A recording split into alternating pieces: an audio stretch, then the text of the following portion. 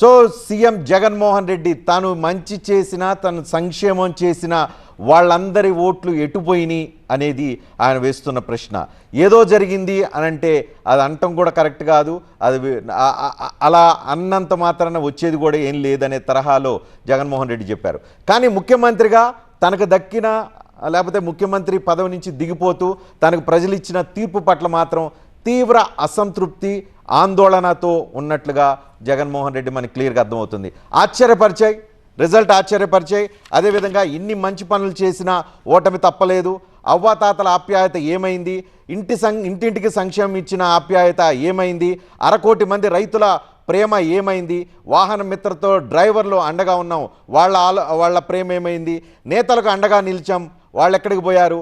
అన్ని వర్గాలకు అండగా ఇచ్చాం. మోస్ట్ అందరికంటే ఎక్కువగా మహిళలకి ఎంతో చేశాం అమ్మఒడి పేరుతో, వాళ్ళందరూ ఎక్కడ పోయారు అనేది జగన్మోహన్ రెడ్డి చెప్తున్నమాట. ఎమోషనల్ గురవుతూ ఉన్నారు. అదేవిధంగా నిరాశతో కూడా ఆయన కనిపిస్తున్నారు.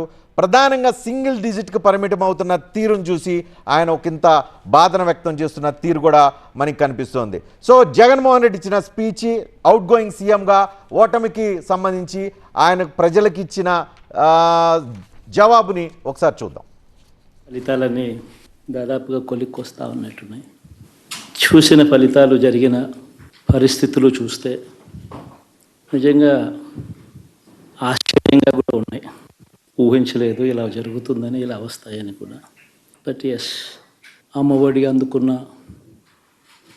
53 లక్షల మంది తల్లులకు మంచి చేసినాం, పిల్లలు బాగుండాలి, వాళ్ళ చదువులు బాగుండాలని తాపత్రయపడుతూ అడుగులు వేశాం. మరి అక్క చెల్లెమ్మల ఓట్లు ఏమయ్యాయో తెలీదు. 66 లక్షల మంది అవ్వాతాతలకు,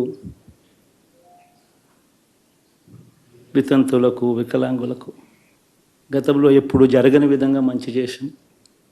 వారి కష్టాల్లో తోడుగా ఉంటూ, వారి కష్టాన్ని అర్థం చేసుకుంటూ, వారి ఇంటికే పంపించే వ్యవస్థను సైతం తీసుకొస్తూ, గతంలో మా ప్రభుత్వం అధికారంలోకి రాకమునుపు ఇస్తూ ఉన్న చాలని పెన్షన్ నుంచి ఎంతో మంచి చేస్తూ అడుగులు వేసినా కూడా ఆ అవ్వాతాతలు చూపిన ఆప్యాయత ఏమైందో కూడా తెలియడం లేదు.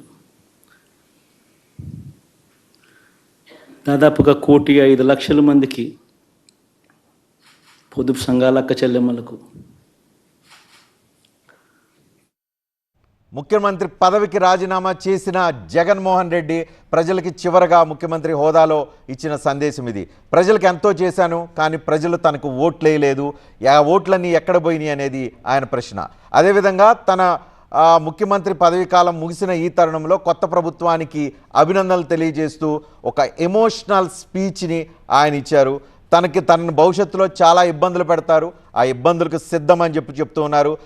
పెద్దోళ్ళ కూటమి, ఢిల్లీలో ఇన్ఫ్లుయెన్స్ చేయగలిగిన కూటమి, ఆ కూటమి భవిష్యత్తులో చేసే రాజకీయానికి లేకపోతే ఇబ్బందులకి సిద్ధమని అంటున్నారు. At the same time voiceless పీపుల్కి అండగా నిలబడతాం.